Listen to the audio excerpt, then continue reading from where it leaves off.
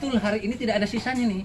Tapi koran-koran Eropa, sing arane koran The Italy, itu menulis di tahun 1680 sampai 1682, bahkan dari 1605 sudah mencatat peristiwa di Banten. Makam Sultan Ageng Tirtayasa Dalam dokumen awalnya dengan di dalam terus dokumen saya kini ya, di dalam dokumen iki kurus didengar pokal keturunan makanya nungkuno Tanara versi Kejayan dan versi Cimanuk.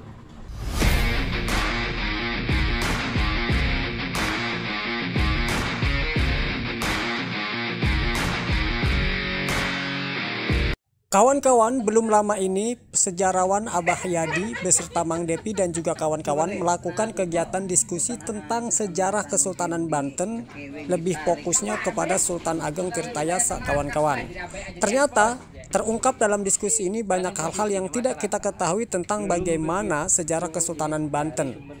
Tentu kawan-kawan merasa penasaran kan seperti apa diskusi yang nampaknya sangat keras ini dari Mang Depi dan juga dari Abah Yadi selaku sejarawan dan juga kawan-kawan. Yuk kita ikuti kawan-kawan, mudah-mudahan diskusi ini mencerahkan kita semua. Jangan lupa kawan-kawan like, komen, dan subscribe channel ini. Bahkan dari 1605 sudah mencatat peristiwa di Banten, di ekspos dunia.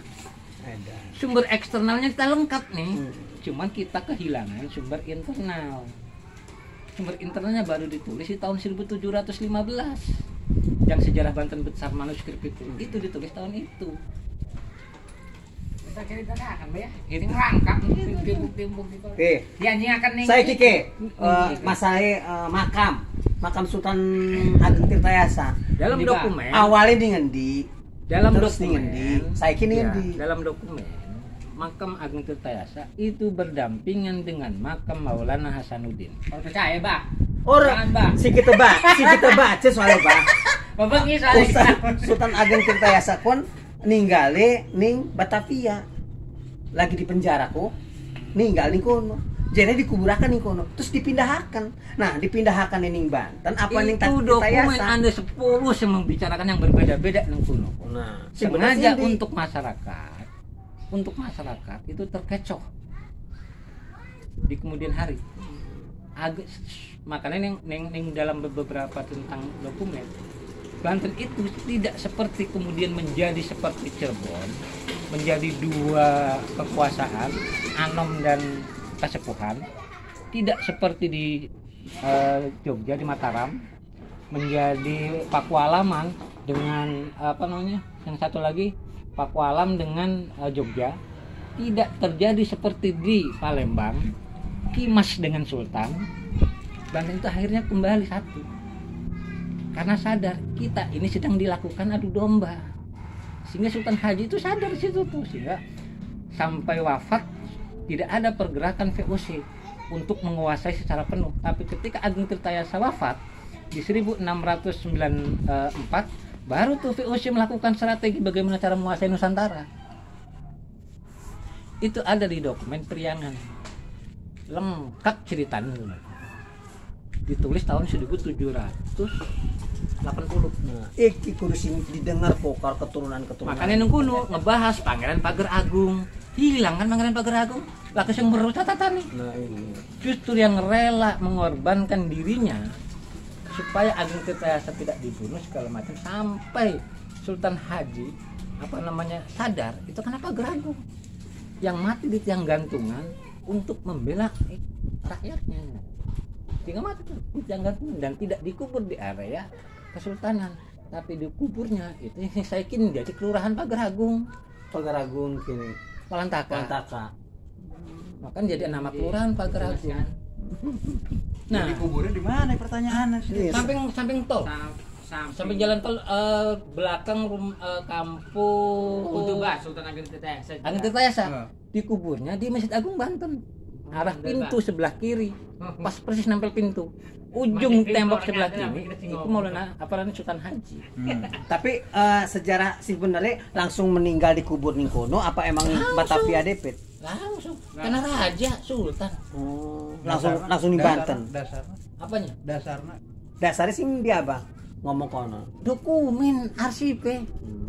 Jadi dokumen-dokumen ini bahkan pecah dari tahun 1718 sudah mulai menghancurkan ideologi masyarakat seluruh di Nusantara, bukan hanya Banten. Wah, Terus masalah iki Sultan Ahaji iku akhirnya bertobat jadi Syekh Mansuruddin. Bener ora kok? ya ora lah saya tokoh. Iku wis nokol gue Sejen tokoh iku mau wes. Beda peristiwa sejarah, beda tokoh, udah beda frame. Syekh Mansur itu di masa Syarif Hidayatullah dan masa Hasanuddin muncul nama tokoh Syekh Mansur. Kemudian muncul nama tokoh Sultan Mansuruddin di tahun 1800 di peristiwa Mas Zakaria. Di tahun 1682 muncul nama tokoh Syekh Mansur sebagai kodi. Pengurus kuda. Waduh, Ahli agama, hakim. Kodi mah hakim untuk pengurus kuda. Nah, itu masuk dokumennya Al-Wajir. Mansur nih Al-Wajir gelarnya. Sudah beda tokoh nih, sudah beda ini. Karena wong Serang, wong Bengen ngomong sekuala mati dari siji bae ku tokoh ku jaga cerita kok. Jadi tidak dipilah periode. Tapi kapan. itu tertulis juga di sejarah Banten. Itu tertulis di sejarah Banten, ditulis oleh masuk kategori sejarah rantai-rantai sejarah di Banten. naskah. Yang naskahnya itu nama judul naskahnya Wawacan Haji Mansur. Ditulis tahun 1842. Dan itu dipercayai kalau masyarakat. Maka nenengkul versi wong kita duwe versi Cimanuk duwe wong anak itu. Versi senok. Iya sing senok versi Cimanuk. Versi Kita Kejayaan. belajar senok dipin. Versi Senok bejere iki nih anaknya Enggak. bapaknya. Senok itu yang mengumpulkan dokumen tentang Wawacan Haji Mansur itu yang memberi nama judulnya adalah Senok. Versi Tanara, versi Kejayaan, dan versi Cimanuk. Tuh. Ada beberapa versi lagi yang yang ada di Perpustakaan Nasional itu berbicara bahwa Sultan Haji yang melakukan perlawanan itu adalah haji palsu. Yang ini yang di dalam cerita itu di tahun 1862